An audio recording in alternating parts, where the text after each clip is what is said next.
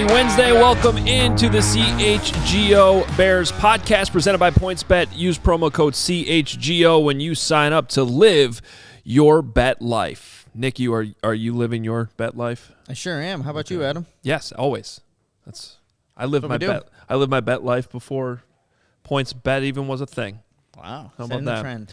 But, that's your code CHGO. Welcome in Adam Hoge, Nicholas Moreano with you today on this Wednesday. More quarterback news to get to that doesn't really have anything to do with the Bears, but sort of has ties with the Bears because it was a year ago, really this time, that the Bears tried to go all in to get Russell Wilson and ended up with Andy Dalton. I remember that day, Adam. I was working at the high school that I used to work at and seeing wow, all this hype. On February 25th, Adam Schefter tweeted out that Russell Wilson selected his 3 teams. The Bears were one of them. And then when it ultimately came to the decision, it was Andy Dalton. I just remember sitting in my car wow, that's where the hype went to. Andy Dalton and now Russell Wilson. Yeah, it disappeared very, very quickly. But they did end up with Justin Fields. So that's where some of this conversation is going to go. But do want to make sure you know that you should be going out right now and getting a CHGO membership. Tons of great content right now on allchgo.com. That you get these podcasts, live shows every day. You don't need to be a member to get those, but we appreciate those of you that have gone all in. Get the memberships. The post-game shows are killing it right now. We got that premium written content for you for the members only, and you get the free shirt when you become a member. So it's a great time to do that and get that merchandise. Absolutely. I think last night we had our first post-game victory show with the Blackhawks finally winning. So that's always exciting. Let's go Hawks. Since we've done They're killing it last night. Yeah, since we've started and launched this all up, the Bulls have gone in the opposite direction. But it's nice to see a win finally in Chicago. I think technically, though, the first victory podcast that happened in this studio was technically our backup studio. True. When the Russell Wilson trade happened yesterday with our friends from DNVR because this place just went nuts when that news crossed. It was cool to be in here, actually. It really was. I was so excited for them, just seeing the excitement and Studio B they have a franchise quarterback in Russell Wilson, and we'll obviously talk about him, but that was exciting for me to just see. Hey, guys, real quick. Check out that chat. I just threw up there. What do you think the answer to that is? Do you guys answer chat? I think we're answering it right now. Yeah. Yes, we do. Thank you, we Sam. go. Welcome. I believe that's a yes. No, yes. We will, and we will incorporate your chats and tweets, too. You can find us on Twitter at Adam Hoge, at Nicholas Moreano, and we'll interact throughout the show, as always. And, of course, a lot of those we'll address, too, in the final segment, take some of your questions and some of those super chats. So we appreciate all the love and support early on here on the CHGO Bears Podcast.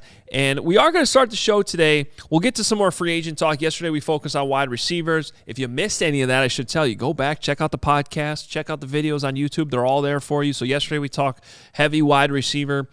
Today, we're going to go into the defense a little bit, talk about some cornerbacks in a little bit. But the big news is this Russell Wilson trade that went down yesterday. And just gives us an opportunity to kind of stand back, reflect on everything that kind of happened at that position for the Bears. You know, the Broncos could have drafted Justin Fields too. They sure could have, yeah. And they decided not to. Now they end up with Russell Wilson. But they gave up a ton. It was like you just read down this list. It's like, okay, first-round pick, another first-round pick, a second-round pick, a second-round pick. There's like a swap of fists in there. And then like 17 players went to Seattle.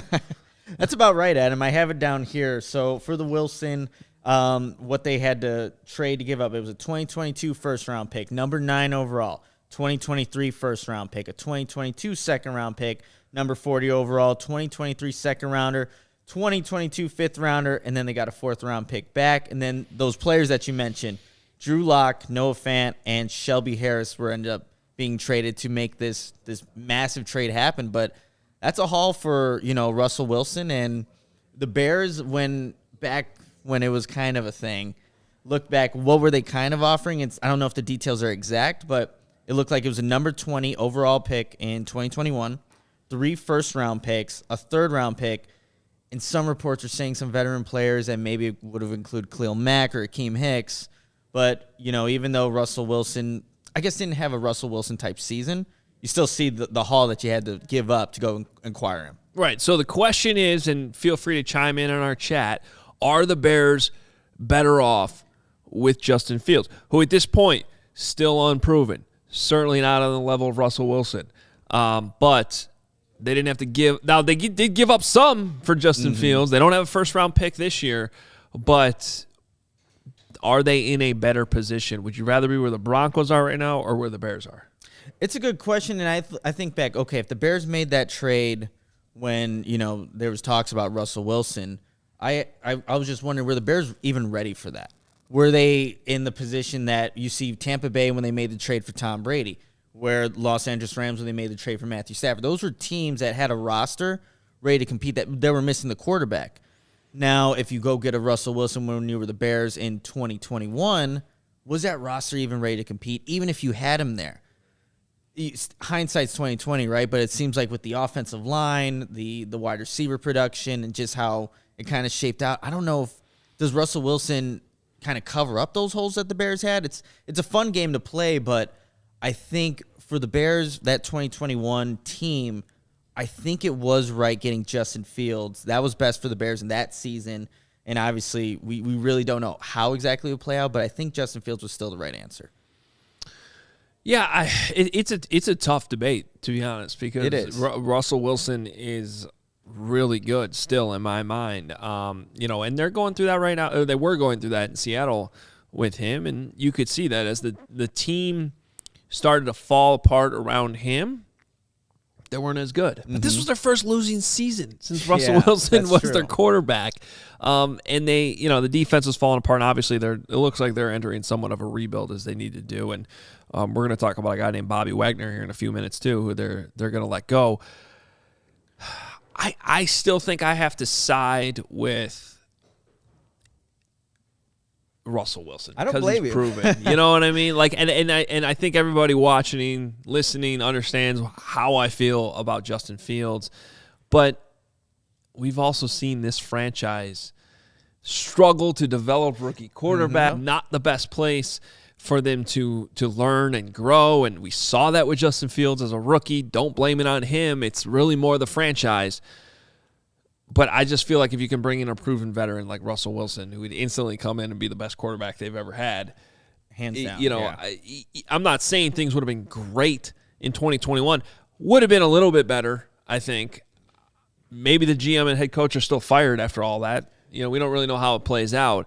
I do know Vic Fangio must be upset right now. My goodness. Yeah, finally. Vic's going, man, if I just had Russell Wilson last year, I'd still have a job. No, definitely. Definitely would have had a job there in Denver. And when you need a quarterback to compete in that division, I mean, just with all the quarterbacks that they have there, and finally Denver has it. But it is an interesting question. And even in the chat, you see happy with Fields. I've seen, some Russell Wilson.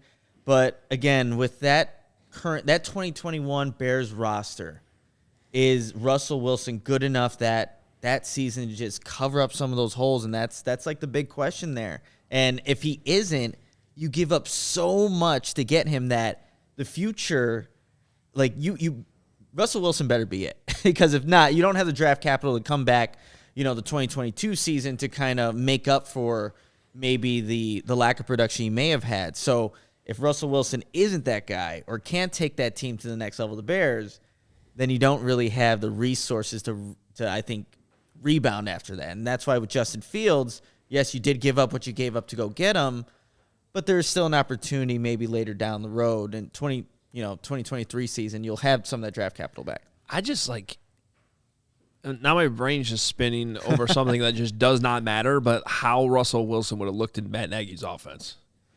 Yeah. You know what I mean? Like, and I don't really have any idea what that would have looked like, but I have a feeling that the issues ran so deep that even Russell Wilson couldn't have done. See, that's the thing too. Like, you bring him in, was it just broken regardless of the quarterback that you put in there? So, and it's a fun game to play, kind of reflecting back on what could have been, but what we have now in Justin Fields. And I would say, just kind of glancing over the majority of the chat, I think people are on QB1 Justin Fields train. But again, a fun question to entertain. All right, so all this quarterback movement, we do have to talk about our old friend Mitchell Trubisky here. So where do you think he ends up through all this? I mean, there's clearly a market for him. He's doing Adam Schefter's podcast. Like, I must have missed that. He just did Schefter's podcast. Like, it's like the featured, like, #1 free agent guy to go out and get. It's like, it's unbelievable. But there really is a market for him. I'm not surprised by this. We talked about this a year ago. I thought he made a brilliant move to just kind of reset for a year, go to Buffalo, get good coaching, take the pressure off, just learn a new system. Now he gets to take all that wherever he goes. Again, I don't think Mitchell Trubisky's like going to go somewhere else and live up to, his draft selection. But I also, I think about this a lot. If he had just been a second-round pick, the whole narrative's so different. It really is, and not the #2, overall pick. So, I think for Mitchell Trubisky, I'm happy for him that he's getting all this recognition. Really great guy, but I think the team that I look at right now, that, hey, Mitch can go there and maybe have be in another quarterback battle like he was here in Chicago, the New York Giants right now with Brian Daboll, obviously from the Buffalo Bills, Joe Shane, the GM, that was all coming from Buffalo. Now they're in New York. It seems like there could be an opportunity for him to compete, especially with Daniel Jones not really showing you like he's a clear-cut guy. Let's bring in Mitchell Trubisky, have like a quarterback battle in the summer and see what ends up happening. Maybe he'll be on the winning side of that again like he was against Nick Foles, but that seems like maybe an opportunity for him to maybe just resurrect his career in a way. Maybe not to, again, the status of a #2 overall pick, but that is a team that I see could be a good fit for Trubisky. So if you're Washington and you are reportedly in the running for Russell Wilson and made a huge offer and then end up signing Mitchell Trubisky, is that the Bears equivalent of what happened last year? I think so. That's such a good comparison. I mean, if you're Washington, you're like, Russell Wilson, Trubisky. Yeah, that would be very, very I think reflective of how I felt when the Bears got Andy Dalton. No, but here's the thing, though. Like, first of all, I want to let's not slander Trubisky too much here. Like, he's better than Andy Dalton. He is. I think it was time for both sides to move on last year, but the Bears would have been better off with Trubisky than they would have been Dalton, in my opinion, in 2021. So, I get where you're coming from in New York. It makes a lot of sense for him to go to the Giants because of Daboll, but I think he's going to have an opportunity to go somewhere where he's just the starter, where he doesn't necessarily have to compete. And, Washington seems to be one of those possibilities. Could you throw in Pittsburgh maybe? I mean, that's where I was going to go next. Yeah. What other options do the Steelers have? Not unless they go draft a young quarterback. Maybe it's Pickett or, I don't know, Willis. Who knows? But, I'm looking at, everyone's going to need at some point one of those quarterbacks to just come in there. And if you're not feeling good about this draft class, Trubisky has some traits that you can work with, and in the right scheme where you have a good running game, I think, he can do some decent things. I think one of two things is going to happen there. He's either going to end up in almost the same situation with Dalton, where he gets signed, and then they go out and draft a quarterback. That's a possibility. I think he may end up getting a multi-year deal for more money than people think. It might not. When Dalton signed a 1-year, $10 million deal, it was okay, they're still going to try to find another quarterback here, even if they put out the QB1 tweet and everything and made him the starter. I think a more likely situation, because this isn't a great quarterback class coming out in the draft this year, is a team, maybe it's the Steelers, says, all right, let's give Trubisky a 3-year deal. That's really a 2-year deal because nothing's guaranteed on the back end. And let's see how it goes this year. It's not a great quarterback draft. We're not going to get our guy this year. Focus on a different position. Kind of buy a year, right? You're buying a year, and then let's see what the quarterbacks look like in the draft next year if it doesn't work out. Yeah, no, I think that's a good point. And, once it ends up happening, I'll be... I don't know. I don't know if I want to say I have a soft spot for Trubisky, but I'll definitely follow his career, see what he can end up doing wherever he ends up going. And, just kind of, you'll have my support there, Trubisky. You'll have it. All right. Let's talk about this linebacker. You may have heard of him, Bobby Wagner, who's been an all-pro virtually every year he's been in the league. The Seattle Seahawks releasing him. They're making their moves. They're rebuilding. I saw a lot of players come out on Twitter, be like, man, look at this business. How can you release a guy like Bobby Wagner, who's still going to the Pro Bowl in 2021? What is he? I think he's 31, about to be 32. Yep. So he is on that higher, start talking about signing guys over 30, but man, he's still playing at a high level.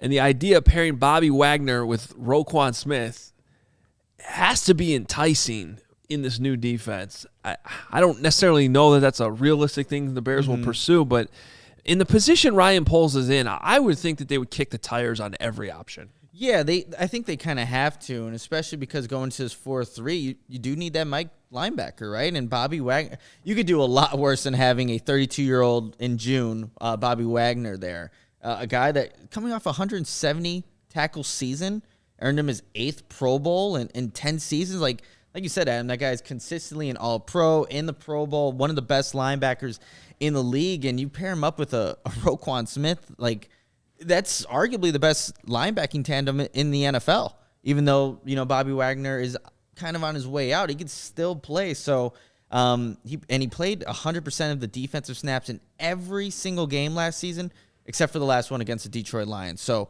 a guy that can show that he can stay healthy, which is, with the Bears, I think that's what you need to really value, and whatever free agent you can bring in is what's their injury history like? If you could bring people that can honestly just stay healthy and be productive, that can definitely be a plus for what they're looking to do to add to this defense. Yeah, I think you got to, again, kick the tires on something like that. There's going to be one of the biggest questions I have is how can you maintain this level of play on defense, with this team? I mean, I know you're bringing in a defensive head coach and you're going to run this hits mentality and all that, but the thing is though that they got to get younger at some spots, and bringing in Bobby Wagner doesn't necessarily accomplish that. I wonder what kind of deal he's going to get, because he is over 30. The level of play he's at, I just feel like there's going to be a team out there that's willing to pay him a lot of money, and I don't know if that's the pool that the Bears want to jump into right now. But if you could get him on a 2-year deal, even if it's a good chunk of change, that would be intriguing to me. It would be intriguing, and I spoke to Brad Spielberger from PFF just to say, hey, what's kind of the market for a Bobby Wagner? He said, just talking to some Seattle Seahawks guys, 1 year, $7 to $10 million. And the other thing is here, Adam's do you want to allocate those resources to that middle linebacker position, or could you go get somebody that's a stopgap guy that's not going to cost as much? So I think that's also the game the Bears have to play here. What is it that they really want to value? Is it going to be an older Bobby Wagner, or do you kind of put that money in, elsewhere, because there are a lot of holes on this defense? By the way, we understand there's a little bit of technical issue going on with our camera, so thank you for bearing with us. We're working on it. We'll get it fixed out. Still in our first week here. People think you're the star of the show. Is what I was out there. At least put it on Nick permanently. That's fine. Saying I was picking my nose over there. Sorry about that. So it was all on Adam. A little bit of a lockup situation, but you can still hear us, right, in the chat? Yeah. Everything's good. There's so. Nick. All right, cool. I think we're... Are we able to bring in Will? I don't think so at the moment, which is not great. To be determined. That's all right. We can keep it rolling here. Do want to tell you though about our friends at PointsBet, and you've heard it by now, and you should continue to hear it. Jump in. Now's the time, because the best way to support CHGO right now in our infancy is to download the PointsBet app and use the code CHGO when you sign up. If you make a $50 or more first-time deposit, you'll receive a free CHGO membership, which is really sweet. Unlocks all of our web content. You'll even get a free shirt of your choice from the CHGO locker. Those shirts are sweet too. They are. They're awesome. I like the Bull script one. That one's really cool. I really like that. I think that's my favorite one. If you have any questions, you can email pointsbet@allchgo.com. We'll help you out there. Remember that PointsBet is your home for live in-game betting. They even have a new exclusive feature called the Live NBA Same-Game Parlay. So for the first time ever, you can build the perfect live same-game parlay only with PointsBet. Combine your favorite bets anytime during the game. And now online sign-up is available in Illinois once again, so you can download the PointsBet app right now, register your account from start to finish, all from your phone. No need to go anywhere to get that done. You can just do it right now. Use code CHGO to get 2 risk-free bets up to $2,000. So what are you waiting for? Once the game starts, don't just bet. Live your bet life with PointsBet. Gambling problem? Call 1-800-522-4700. All right, Chicago sports fans, if you aren't a member of our CHGO family, what are you waiting for? Members will have access to our premium content from all of our great writers. You also get a free t-shirt of your choice when you become a member. And you get access to the members-only Discord, the CHGO Lounge. And, of course, we have podcasts and live shows, just like this one, on every team, every day. So, come join this amazing family that is constantly growing here at CHGO. All right, we'll keep things rolling here. We will try to bring in Will when we can. But let's talk some free agent targets. Again, we talked a little bit about the wide receivers yesterday. We're going to kind of keep this theme going the rest of the week, picking on different positions of needs for the Chicago Bears.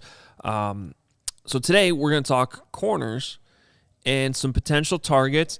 I think you got to look outside and inside. Bears have needs at both spots. And, you know, it's a similar feeling for me, Nick, looking at the list of free agents.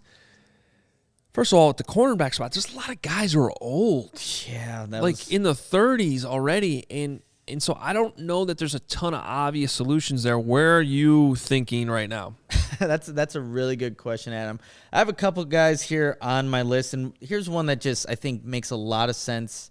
Xavier Rhodes. He is one on the older side, but obviously playing in Indianapolis, has that familiarity with Alan Williams, Matt Eberflus. For the past 2 years, he was in Indy, but provides a veteran presence, opposite of Jalen Johnson. He does. He did deal with a hamstring and like a calf injury in 2021. But if you're looking kind of like for a stopgap veteran kind of guy, like similar to Prince Amukamara when the Bears brought him, that could be someone I could see like, okay, if the Bears were to make that move, I see exactly why they did it. The familiarity, knowing the defense, like I said, providing that veteran presence and being somebody that, hey, Jalen Johnson's obviously going to be the future guy here, the number one corner that the Bears are going to look toward to, again, cover up maybe that number one wide receiver. But you could still learn a lot, I think, from an Xavier Rhodes and everything that he's gone through in his career. Yeah, and those are the type of moves that make a lot of sense. You start like connecting dots with new coaching staffs. I think the same thing at the linebacker spot. Anthony Walker would make a lot of sense if they go out and sign a free agent like that, somebody who's probably not going to cost a ton and just has familiarity with the defense. They loved him in Indy. Perfect fit, right? So I think Xavier Rhodes fits that too. And, I think a guy like that probably going to be a little bit more affordable than Bobby Wagner. Yeah. Makes sense. So first of all, a name that came up the other day, I think it was Monday on the show, in-house, that I still think is intriguing is Thomas Graham Jr. In terms of, the slot and can he play there? Do they feel like he's good enough to try out, or do you bring somebody else in to compete with him? I think there could be some draft picks involved in that type of thing. But what do you feel about Rasul Douglas? Had him on the list here. So Rasul Douglas is a graduate actually of the Hoge mock drafts. Okay. Yeah. Bears mock drafts that I've done. I like this dude coming out a long time ago. Now I know he's bounced around. He's had some issues. He's never really found a home. But there's so many times where every time he was free, I was like, the Bears should go out and sign this guy. Like he's still good. He's not great, but he gets his hands on the football. He ends up in Green Bay last year, and he's making plays all the time. Pick 6 on Justin Fields at Lambeau Field. Yeah. So to me, that's a guy who's not going to cost a ton. You bring him in, you can have him compete with whoever you have already here, and perhaps have your solution. Yeah, no, so that's someone that I did have here on my list. Also had a pick 6 on Matthew Stafford. He had a really good 2021 season with the Green Bay Packers, and being a bigger corner, 6'2", played 734 snaps, 13 games last season. Again, durability, so he can be on the field and available, which is something that the Bears definitely need. And yeah, it was another guy that, hey, if the Bears are going to do something like that, again, not have to throw all this money out there at the outside cornerback position and get one of these free agents, I can see it. Douglas makes sense to me. I know Adam, like he was in one of my mock drafts as well. So not my final one, but like, hey, Rasul Douglas, why not, try him out and maybe the Bears get that opportunity this time. There's a comment here from Charles Alvarado, and it's a good segue to what we were going to talk about next. I don't think it matters much who is the second cornerback. The slot corner is arguably the most important defender, especially when some wide receivers, number one wide receivers, are moving inside. So who is going to take over at the slot? He mentions that Bryce Callahan is free. Here's the thing. Look, Bryce Callahan was a good player and a good signing by the Bears as an undrafted free agent, but like he's been hurt constantly since he was hurt with the Bears. That's why they let him walk and go to Denver. He was hurt in Denver. So still like him as a player, but it's just not available, man. He's just not in the field. But obviously I completely agree with that comment about the slot corner, but I don't know about you, Adam. I was looking through the list of available free agents and free agent corners that can play that nickel position.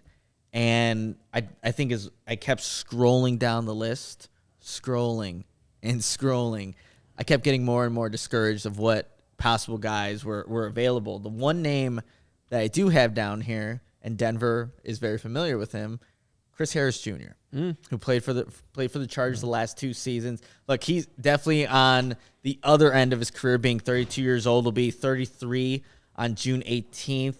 Dealt with some injuries. A foot injury held him to 9 games in 2020. 2022 was dealing with a shoulder injury. But, man, when you think back the last, decade, Chris Harris Jr. is like one of the better nickel corners in the NFL during that time span. Absolutely. And the Bears right now at that spot definitely have a lot younger guys. If it's a Thomas Graham Jr., a Duke Shelley, I don't know if Kendall Vilder would move to the nickel. Who knows? But definitely is on the opposite end of what the Bears currently have there. And is he the same player? Absolutely not. But maybe could be entertaining. Could probably get him on a team-friendly deal. But like I said, I was scrolling through the list, like, who could play in the slot? Who could play in the slot? And no one, like, the Bears should get this guy, came up. Yeah, I think it might have to be addressed in the draft, too. So, thanks for bearing with us with these technical problems. And shout out to Anish, who's just going to get, all the love on the comments right now. It was a great comment. So we're just going to keep it up there for as long as we can. I think we're going to try to bring in Will right now. Okay, so I think we 1, 2. Hey, we got you, Will. Okay, at least I can hear you. I hope everyone can. I think everyone will be able to. I've been trying to help everyone here on the back end, but unfortunately, I think we're stuck with me in the background. But you have that nice comment to read as you hear my voice. Nick, love the Xavier Rhodes one. I think that was the obvious one, like a lot of people are thinking about, for sure. But he was number 1 on my list, and I threw a comment in our Google Doc. I'd take another flyer on, like a Desmond King as well, for maybe that nickel position. Iowa guy. Right? I figured that would put a smile on your face. Well, especially with Adam wearing his Wisconsin sweater here. Like, anytime you can bring up, my alma mater, that always works. I think that's why the stream might be broken right now. The sweater? Wisconsin sweater? It's a sweater. Well, back to the curling tomorrow. I guess so. You just, it's not surprising. Hey, Will, do you value the outside spot or the nickel spot more right now? Well, in this defense, as we've said, I think yesterday, it is important. The most important one is that nickel position. So you have to find a way to address it. And I would not mind if Ryan Poles, Matt Eberflus thought it was so important to take a chance both in free agency and the draft, to take 2 shots at it, have a battle in camp, and let the best guy win. I like that. I mean, just looking at Devontae Adams in that game, we talked about it yesterday, what they did with Jalen Johnson. They put him in the slot, got him away from Jalen Johnson, and the Bears just didn't really have anybody that could defend him in that spot. And given that defenses are, 75, almost 80% in that nickel kind of defense, is like you want to have a capable guy there. And now it's we don't know if Thomas Graham Jr. can be that guy yet. And obviously he was playing outside for the Bears in his limited play last season. But, yeah, Will, I agree with you. I think the Bears, if possible, if they're going to use one of those 5 draft picks that they have, and one of them was a nickel corner, I have no problem with that whatsoever, just because of how important that position is. and how frequently that player would be used on the defense. Yeah, and I think we've seen here in Chicago too that you can. It's easier to plug in your second corner than it probably is to find a really good nickel who can go in there and get dirty in the run game, and still have the capability of covering top wide receivers when they move into the slot, and that's becoming more and more prevalent now. So it's becoming even tougher to do, I think. But even look like when the Bears signed Tracy Porter, for instance, like they've, and then they had Prince Amukamara. Like they had guys there. I think that was the hope with Desmond Trufant last year when they signed him, and it just didn't work out. So yeah, I'm a little bit less worried about the outside, partially because I believe in Jalen Johnson so much. That I would also say that the nickel spot is more important. I think too. And Adam, go ahead. Could I drop in here, Nick? Thanks. So for me, I do think Desmond King would fit that nickel spot. When I watch him play, he's strong against the run. When you look at his projections, people do mention like he does fit best in a zone defense, like the Bears. He'd be pretty cheap. I think his projections like 1 year for around $3 million. I definitely try to invest in that. And he had 3 interceptions last year for the Texans, and they really misused him because most of his career he's been in the slot and he played well. He goes to Houston, and they're like, hey, be an outside guy. That's not what he's good at, and he struggled. That was a terrible defense down there in Houston as well last season. And if you want to look at, versatility and value, he's also has all that experience as a returner, over 110 returns throughout his career, averaging 9 yards per punt return, 22 yards per kickoff return, 2 touchdowns as well. So, you can sign him. He can maybe battle out to be your nickel guy. He's only, Nick, 27. So if he balls out in this defense with a better supporting cast and a more true fit for him, then maybe you do have a guy that you can extend for another 1 to 2 year deal and have, as we mentioned, like that next Prince Amukamara. Yeah, and it's just been a fluctuating, so many guys in and out of that position since Bryce Callahan left. You get Buster Skrine, obviously Duke Shelley, and, so it's just been the Bears trying to find that right guy that can maybe stick around for a little bit longer. But, hey, if Desmond King works, like, if the Bears are interested in that, I'd definitely be open to it. And the Bears just need to find someone that they can rely on, knowing that, hey, if it's 3rd and 3, 3rd and 4, and that offense knows the weakness on the defense is that nickel corner, can that guy make a play? It's not going to be every time. That's not going to be realistic to expect, but every now and then, hey, disrupt that pass, get the defense off the field, and, force a punt every once in a while.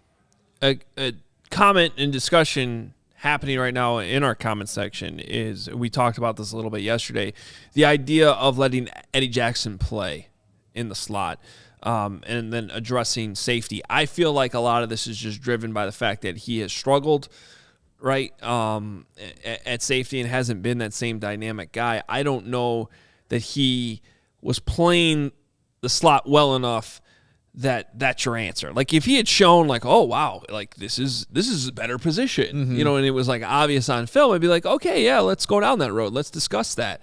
I feel like especially in this defense though, he's still better off in his position, and you go out and find a different nickel. But I understand why it's coming up in the comment section, why people are asking about it. Yeah, well, do you have thoughts on Eddie Jackson? I mean, he expressed it in his one press conference, like, hey, I can play that, nickel position if, Sean Desai's open to it. What are kind of your thoughts on that? Wouldn't he be like one of the most overpriced nickel corners in the league then at that rate? He definitely would. That's my first thought. Second thought would be, again, even if he expresses a desire, I don't know what that says about maybe his mindset, at his current position, if he's trying to advocate for his own positional change. So that would also kind of concern me, just kind of, off the cuff here as well. But no, I would really just want to address and find a true nickel corner to add to this defense, whether it's free agency, the draft, or both. Yeah, I think the one thing that he was talking about too is like you get a little bit more action if you're that nickel corner. Yeah. Like you can take a safety out of the game plan if you really want to as an offense. But what he was kind of expressing, like, hey, I can be more involved in some of the plays down there, even in the run game. And I know Eddie Jackson and tackling is a right. soft, a lot of people will talk about that, especially with how he's been playing the last couple years. But yeah, it's an interesting and entertaining, question, and the Bears definitely need to address that position moving forward. And a lot of questions too about Thomas Graham Jr., who we've brought up. I think the official position of this show is obviously like, hey, give the guy a chance. Yeah. But I'm also hesitant because guys have flashes and then they play all the time, and you kind of realize why they were on the bench, and we just haven't seen enough of him. But I do like the flashes. I do understand why he fell in the draft last year, especially because he sat out the year before. Before that, he was pretty highly regarded as a prospect, and he can still capture it. I think sometimes we forget how young these dudes are, and we just don't know how they're going to react when they get to the NFL. It's why 6th-rounders become all-pros and why 1st-rounders bust out. Like, you just don't know how they're going to react once they get into the NFL. And so maybe Thomas Graham Jr. is one of these guys that it works out. We just don't know. But I would at least, at a minimum, like to see him get the opportunity to compete and play more, and then we'll see how it goes from there. Yeah, 100%. Absolutely. We know I'm a big fan of Thomas Graham, and I think, Nick, you would agree, especially last year, there were guys on this roster who just didn't get a chance that should have, whether it's the Thomas Graham, when you look at the offense, like a Jesse James, who did build that chemistry with Justin Fields. Justin gets to play, and they're like, Jesse, you're still not going to even go out there in the field, even though you are the one that Justin trusts the most. A lot of poor decisions that I'm glad that hopefully we can move, past. He was his go-to, Justin Fields' go-to guy in training camp. He always saw 18. I always got mixed up with Jesse James and who was it? J.P. Holtz, I think. 81 and 18. Oh, yeah. Every single time, like, oh, no, that's Jesse James making that catch for Justin Fields. But, yeah, maybe with this new regime that gets a little bit better, more opportunities for guys that really embody that Hits philosophy. And like Adam was saying on the last podcast, like that's somebody that, like Thomas Graham Jr. kind of already, I think, embodies that. So maybe he'll get more opportunities. Will, since you came in a little bit late here, do you have any other free agent targets? Xavier Rhodes was my number one. Desmond King was my second. I threw that in the chat. For me, Steven Nelson is another outside option. He would have a much higher price point as well, but he is a very consistent player throughout his career. Another one that does excel in the zone scheme. I like watching him play. Very physical, kind of focused player who plays with the chip on his shoulder. And even though he's a physical kind of guy and likes to take those shots, he is durable. So that's also a big plus. And then I'm just looking for connections here. He spent 2015 to 2018 in Kansas City. So Ryan Poles did kind of watch him develop as well throughout his time. 8 interceptions since that 2018 season with 39 pass breakups over that span. So someone does have that ball production that the Bears are looking for. But again, he would have a bigger contract than some of the other guys that we've mentioned here. He is 29. So you're looking at a shorter deal, maybe overpaying here, which you do in free agency. We all know that. But that would be my other a question I wanted to kind of bring to the table for you guys actually would be when you're doing your research on this, are there any players that you would just advise to stay away from? Ooh, that's well, Bryce Callahan's name came up earlier. Yeah. I just feel like the injuries is just, is he going to be able to give you a full 17-game season is the question there. And I just feel like that's a stretch. So that would be one for me. I think when I was kind of doing and making my list here, I was really focusing on these outside corners that wouldn't cost you a lot of money, to be completely honest. That was kind of like my mindset here. Like Stephon Gilmore is going to be a guy that's going to be a free agent. And if the Bears were to get him, that'd be great. But, man, you're putting a lot of money outside there. And we just talked about the emphasis, I think, should be at that slot corner position. So I guess that's a name just to kind of throw out there. Like if the Bears get a guy like that, yes, they ultimately become better on defense. But, man, I think the resources, the draft capital, the money maybe should go to that slot corner and make sure you have a guy there that can make plays for you. Want to bring Kyle Fuller back? Gosh, I'm intrigued by it. Honestly, he does have experience in this defense. I know he's excelled under Vic Fangio's, but if you want to go back to his rookie year and a more Levy Smith type of defense, like he burst onto the scene in a big way that year. And I know he had a down season, but that would be a bargain. And he's someone that I feel like couldn't have a wave and have an uptick before his career kind of fades out. Not saying I would do it, but I'm saying I would. I'm intrigued by the question. He's still just 30. I mean, exactly. He just turned 30. He's not. I mean, that's.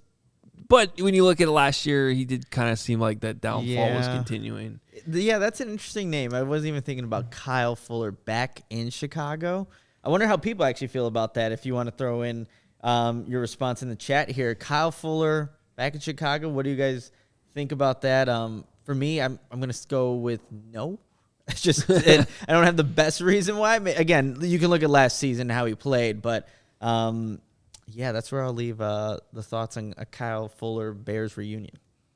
I'd personally, I'd stay away from like an Eli Apple. Like, I'm not going to take a bite out of the apple in free agency this year. Like, he's super penalized. He's just not good, but he's always up there in those like rankings of like potential free agents. And I would just, have, advisory there. Like, don't go for it.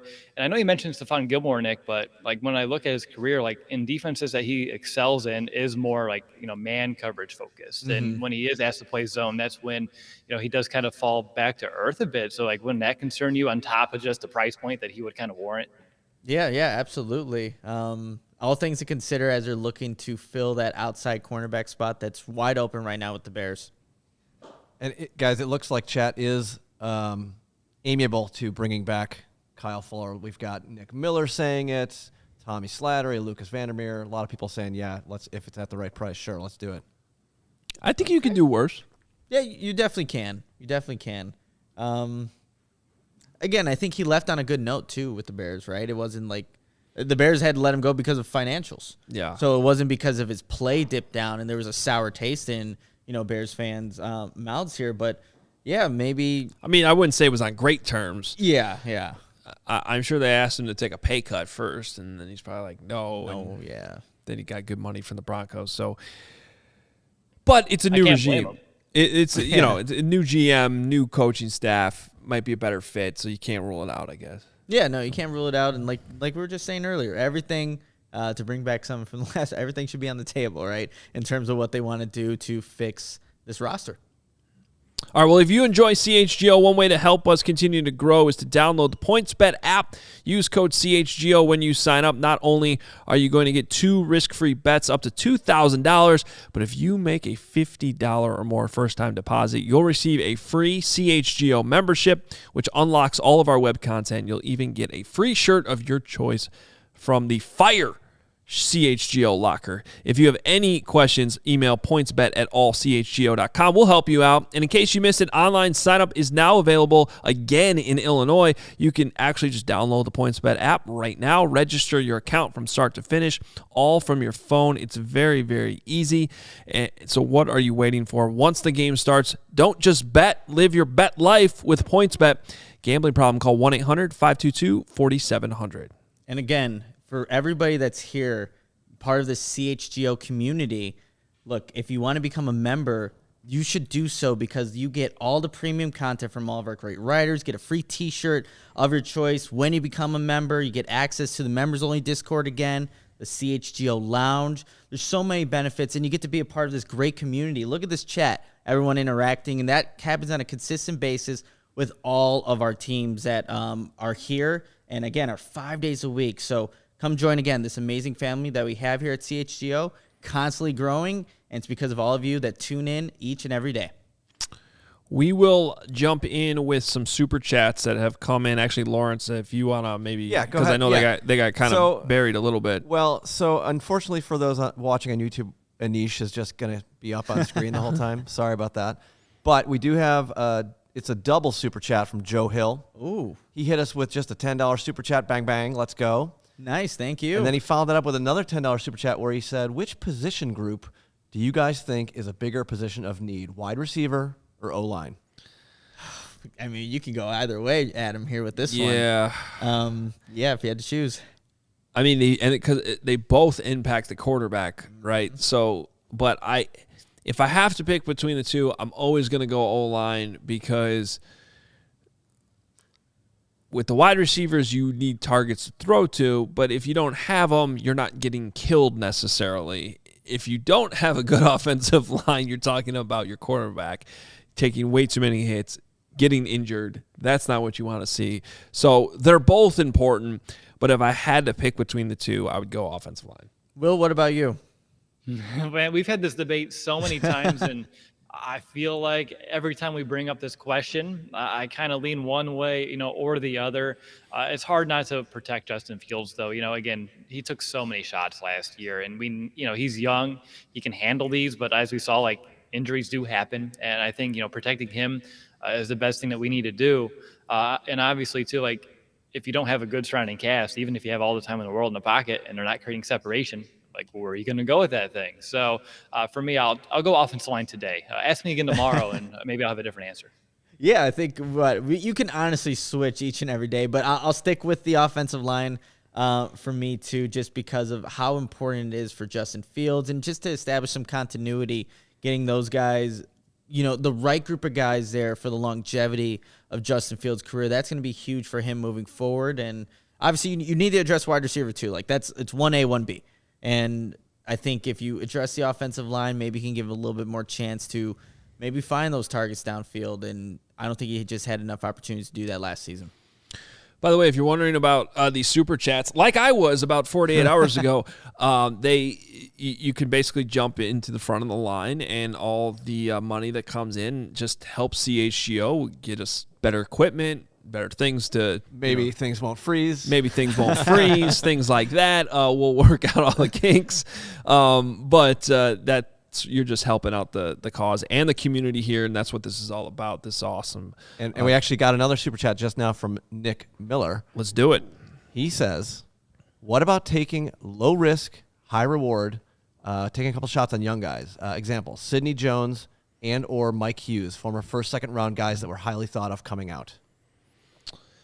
Look, I don't want to – there are certainly examples of guys moving to a different place and maybe it works out a little bit better. I would say in general, though, when a first or second round pick doesn't work out, it's not. They might not bust out of the league, but like even look at Leonard Floyd, for example. He went to L.A. and he's been a solid player for them. But I also think we kind of overrate it just because he went somewhere else and has had some success. It's not like he's been an absolute stud pass rusher there, or in any regard what he was supposed to be being drafted where he was drafted in the first round. You know what I mean? So, can you take a guy like that really hasn't lived up to expectations, bring him in, have him be a solid player for you? Probably, but they're not all of a sudden going to turn into that first round guy you thought they were. No, and look, you can just look recently to Artie Burns. The Bears brought him, from Pittsburgh, being a first round draft pick, and there was an open spot for the outside cornerback position, and he never was able to do that. Now, is Mike Hughes or Sidney Jones different? Maybe, who knows? But the Bears did try to get at these former first-round draft picks and seeing what they can do with a new team, a new scheme, and seeing can they live up to that status. And, for a lot of the time, it just doesn't happen. So, but again, you have to maybe take your shots and be calculated at how you do that to try and address these needs. But yeah, the last regime did try do that at times, and it just didn't really pan out. For me, if it's still low risk and you're not looking at a lot of guaranteed money, and it's shorter deals and it's, again, not going to break the bank, I wouldn't mind, maybe not these guys specifically, but just in theory, I wouldn't mind taking a chance here and there as you're trying to rebuild a roster. You can't always play it safe, and you do need to try to, maybe hit the jackpot in other ways. And there are redemption stories, as we all know, so I would not be opposed to it. Just would have to be the right guy at the right price. All right, well, one thing we need to get to before we get out of here are some roster moves that were actually made. They were of the most boring variety, granted, but there were some restricted free agents who were tendered contracts yesterday. And I think what's interesting about it is the new general manager kind of picking through what's on the roster, what he's probably – and Ian Cunningham, too, looking at this and saying, all right, who's still got potential here? And so Jesper Horsted, everybody's favorite Jesper, he is going to be back in the fold. Sam Mustafer as well. A little more mixed opinions about that one, I think, as this came in. And then Latavius Simmons, who I guess can continue to be sort of a depth tackle, but I don't think anyone's counting on him to develop into a starter anytime soon at this point. So, Nick, let's start with you. Your thoughts on bringing these guys back. So I see why for, again, Sam Mustafer being a guy that played all 17 games last season, and I don't think the Bears even have another center right now, to be completely honest. So it makes sense to bring a guy like that back, and Olin Kreutz definitely, sees Sam Mustafer as a guy that could be a starter for a team, and obviously him working with Sam. And then Will, I'm not even going to say anything on Jesper Horsted because that is all you, and everyone in this chat knows that. So you can take it away with your thoughts on Jesper Horsted. Nick, you're going to let me begin my Horsted hype already? Exactly, yep. All right, hashtag Horsted hype. I'm glad he's here. Another player that, again, I don't think had a legitimate shot that maybe I'm not going to say deserved per se, but that I believe giving him a look would have benefited the Bears sooner rather than later. But you just look at his career stats, guys, 10 catches on 13 targets, 60% of his catches go for first downs, 30% of his catches are touchdowns. Like all this man does is move the chains and put points on the board. So I don't know why you want to put him on the field more. And maybe Orion Poole sees something out of him. Luke Getsy's like, hey, I can envision a role for this guy. He makes some of those incredible catches, as we've seen, whether it's training camp, preseason, and then in a regular season too. So out of the three, obviously, he's the clear-cut number one guy that I'm most excited about. In my notes for Mustafa, I put, and then for Lex Simmons, I put, I guess. So that's where I am with these three. But, yeah, definitely, excited that Horsted hype is going to live on in Chicago. Yeah, I'm with you on Jesper Horsted. I mean, it's Thomas Graham Jr., but times 5 because he actually has shown, like he's had more opportunities for you to look at, but still not enough to be like, well, are you really going to evaluate this guy truly or not? Like that's the frustrating thing is if you had so that outstanding preseason game against the Titans last year, right? He had 3 touchdowns, I think. Then he catches that really tough catch against the Raiders in Las Vegas for a touchdown, which is the type of catch that, as much as I like Cole Kmet, like he's got to do more of. Cole Kmet needs to make that type of tough catch in traffic in a big moment, not leave points off the scoreboard. So for him to do that, and then it's just like, okay, go back to the practice squad now for a month. Like it doesn't make any sense when you could have had him, especially late in the season. Guys, how much were we talking about? All right, these games don't matter. Let's see what some of these players can do so you can evaluate them for next year. And if I was Ryan Poles right now, I'd be so frustrated that there's not more of Jesper Horsted on tape to actually look at. Same thing with Thomas Graham. In Sam Mustafa's case, there's a ton of tape. He was the starting center all year long. So, and I think it's kind of a mixed bag. I think there's some good things you like there. I heard a story that was relayed to me that from Chase Daniel's time in Chicago, he considered Sam Mustafa like the smartest center he's had to ever work with. By the way, there's a difference on it. It doesn't mean he's like the greatest center ever. It just means he's really smart at that position. You still need to be able to bring the physicality and block somebody. But, Olin Kreutz does speak highly of him, so maybe I think it makes a lot of sense to bring Sam Mustafa back. Would I be guaranteeing him a starting job? Not necessarily, but to me it doesn't make sense to move him on somewhere else when he still played good enough to at least be a backup at a minimum. I agree with that. And just kind of going back to Jesper Horsted too, you're not going to have Jimmy Graham anymore. So you need some depth in that position in general. And it's good that the Bears, made this move to, again, it's not guaranteed, but a league minimum deal. So with that, having a guy that can, maybe just have more opportunities. That's all we're asking for here.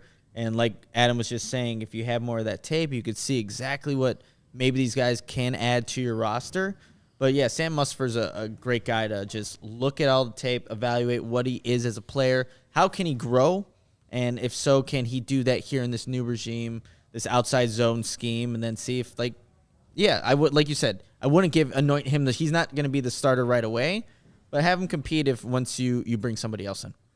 Adam, I have a question for you, actually, because even, both Simmons and Horsted, not a lot of tape. As you mentioned, do new coaching staffs, would they have access to, tape of practices from the previous year to look at? Oh, yeah. Yep. Okay. Yep, they have access to all that. So, because, that's owned by the organization, and so they can go back and see all of that. And I'm sure they, you probably don't have enough time in your day to go back and look at every practice, but that's why you have quality control coaches. That's why you keep guys on the scouting staff from the year before too, and not turn everything over right away, because they would know where to go in that practice footage to say, hey, this is a play worth looking at, or this is a tape we should watch together with the new coaches. So yeah, that's all part of these evaluations that are going on right now at Hallis Hall is these coaches meet. That makes a lot of sense. And, that's going to be their job for the next couple, months. And obviously with the draft and free agency coming really soon, they have to see what they already have and evaluate what they need to go get better at. And that's going to be their jobs moving forward. I love this question that just came in from Jose. If you had to pick one, Ryan Jensen or an offensive tackle? What are you thinking, Will? I guess it would depend on what the tackle is. Yeah. I'm tempted to go Jensen. Like I am I like Ryan maybe Jensen a lot. surprisingly a kind of a build it inside out type offensive line guy, but especially if you can get somebody in there at center who is nasty, Like Exactly. some of that. Like Olin Kurtz. That I just love that idea, and I think like that would be my one criticism of Sam Mustafa is just there's not enough nastiness in there on a consistent basis, and Jensen's obviously that guy. So, you drafted 2 tackles last year. I don't know if they're ideally you probably drafted 2 right tackles if we're being honest, which maybe doesn't make the most sense. But I'd still like to see more of Tevin Jenkins, and you can bring in another veteran type. I like the idea of going to get Jensen, so I think that'd be my answer to that question. I wonder. I would follow you on that. I wonder like if he fits 100%. though the quicker, lighter. That's fair. That's the thing. Like I love Ryan Jensen. That would be. I think again, you get the center right. I think that helps the entire But line. look at some of those Chiefs offensive linemen. Like True. that was the one thing about Ryan Poles saying all that last week. I'm like, the guys you rebuilt this offensive line in one offseason in Kansas City, and half those guys don't fit the quicker, lighter. Maybe that was just to throw us off. Like, go and look at quicker, lighter offensive linemen. They go. Ryan Pace left his playbook in the in the office and was like, yeah, whatever you say at the combine, then do the opposite. Mm-hmm. Oh, so he's George Costanza. I like it. No, Jensen makes a lot of sense in terms of like the mindset. Again, the physical tools would be the question. Obviously, he's a great center. It just does he fit what the Bears are trying to build schematically? I think culture-wise he would for sure. But I like that Adam mentioned the inside out because Nick, you and I had that conversation both ourselves on the podcast before we moved over, and with Olin Kurtz last Friday. Yep. It makes a lot of sense. Quicker, lighter. Maybe we're looking too into that. So, Hey, guys, I have one more super chat that Yes. just came in that I want to get to. I want to address this. Yes, go Okay, for so it. this is Ty Hill, who hit us up with a $5 super chat. Thank you very much. Thank you. He says, way off topic, I just want to say to ownership, if we build at Arlington Heights, please study acoustics and make the stadium loud and intimidating. I love it. Yeah. Okay. So this is an important thing because I'm not saying the Bears should have kept Ryan Pace just because of the stadium, but I would have trusted him more than Ted Phillips to get the stadium right. Okay. And some of the conversations I had with Ryan Pace over the years about this stuff. Like I know for a fact, like when he was going to SoFi Stadium this year, he was like studying what's working, what's not working. US Bank Stadium in Minnesota, I hope, is a place that they look seriously at. They get to play there every year. They understand that, this idea of bear weather. Rolls eyes. Yeah. That stadium in Minnesota is awesome. It is so loud. I've not only been in the press box, obviously multiple times, but I went to a Vikings-Packer game there on Monday Night Football and sat towards the top of the upper deck, actually, towards like where the actual roof is. It is so loud, and the acoustics are so amazing. And the fact, it's an indoor stadium, but they managed to build it in a way that light still gets in there. It's an awesome design. I love it there. I would rather go that way than to worry about, we got to make sure we have cold weather. Because look at the Packers right now. They're 500 in their last 14 home playoff games. And that should be the biggest cold weather home field advantage there is. It's just not a real thing, guys. It's just not. Just play indoors. All right, last thing. fine. One more super chat from our super chatter, Anish, today, who's been stuck on screen as we have technical issues. He says, $5 super chat to be used exclusively for tech support. Thank you, Anish. I love it. All right, let's wrap this thing up, guys. Awesome. And Anish didn't need to do that because he got featured the whole time. Yeah. He was the beneficiary of this technical issue. Well, thank you for everyone for kind of sticking through that today. It's not, I guess, these are the types of things you work through, and we'll and if you're listening to the podcast later, you have no idea even what we're talking about here, so that's fine. You can go watch it though. Yeah, no. So make sure you are checking out. First of all, if you're on YouTube right now, hit that subscribe button right now. Do it right below there. Hit the notification so you know when we're going live. It'll pop up on your phone. You won't miss it. Appreciate all the support. And again, those podcasts are available. Subscribe wherever you listen to your podcasts. You can find the CHGO Bears Podcast. Staying with the Bulls, White Sox, Blackhawks, Cubs. It's all there, and we got more teams coming too. So thanks so much for the early support. Nick, Will, good stuff today. Appreciate it. Absolutely. Hey, we hit 10K subscribers on YouTube today. I just Nice. want Let's to go. point that out. And number 3 podcast in USA in football right now. So, Wow. Good times. That's awesome. Yes, sir. Very good. go. That's all you guys, the viewers and the listeners. So thank you so much. And we'll keep the momentum going. We'll be back tomorrow. It's Thursday, which means Olin Kreutz will be back with us. So Olin Kreutz joins us tomorrow on the CHGO Bears Podcast. We'll talk.